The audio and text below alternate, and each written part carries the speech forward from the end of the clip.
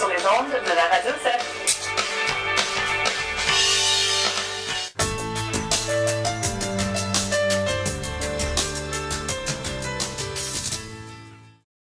Bonjour à toutes et à tous et bienvenue à l'édition numéro 4 de l'émission 1440.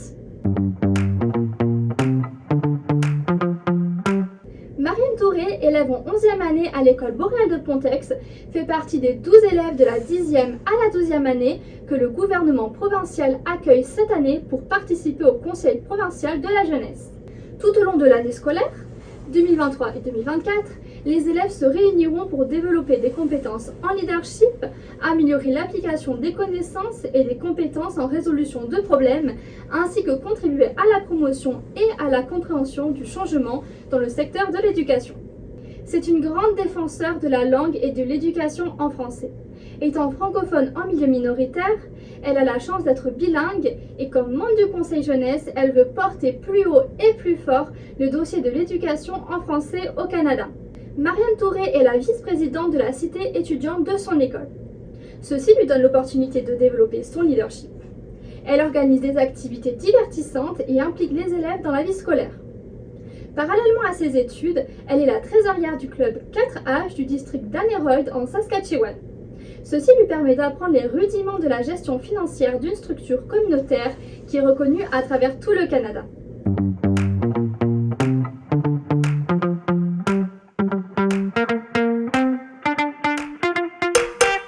À l'école Mathieu de Gravelbourg, les garçons de l'équipe de basketball ont très bien joué tout au long de la soirée. Bravo à eux! À l'école du charme, que faire en hiver? La réponse est en apprendre plus au sujet de la neige lors d'expériences en laboratoire de sciences avec Monsieur Smith. Les élèves ont entre autres examiné la morphologie des cristaux, les propriétés isolantes de la neige et les variations de volume.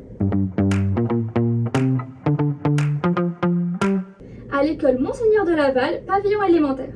La semaine passée, nos 3 groupes de prématernelle ont pu vivre une journée d'activités amusantes et ludiques. Les élèves de 2e année, quant à eux, ont pu profiter d'un moment ensoleillé pour glisser un peu dans la neige. À l'école Saint-Isidore. En 3e et 4e année, Eva, Everly et Zoé ont préparé une collation avec des nutriments essentiels pour la santé. Elles étaient composées de protéines avec le steak et le yogourt, de lipides avec l'huile et de glucides avec le melon d'eau et le quinoa. Nos systèmes digestifs vous remercient. À l'école canadienne-française, pavillon Monique Rousseau. Admirez les bonhommes de neige de nos ours polaires de la maternelle bleue. Quant aux 6e année, ils ont fait beaucoup d'activités pratiques. Des costumes en sac plastique dans le cours d'art, un test d'agilité dans le cours de sciences et la fabrication de mangeoires à oiseaux dans le cours de français. À l'école canadienne-française, pavillon Gustave Dubois.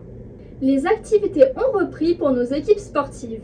L'année commence bien pour notre équipe de curling, qu'elle se retrouve en 2e place parmi 20 équipes avec une fiche de 5 victoires, aucune défaite et une égalité.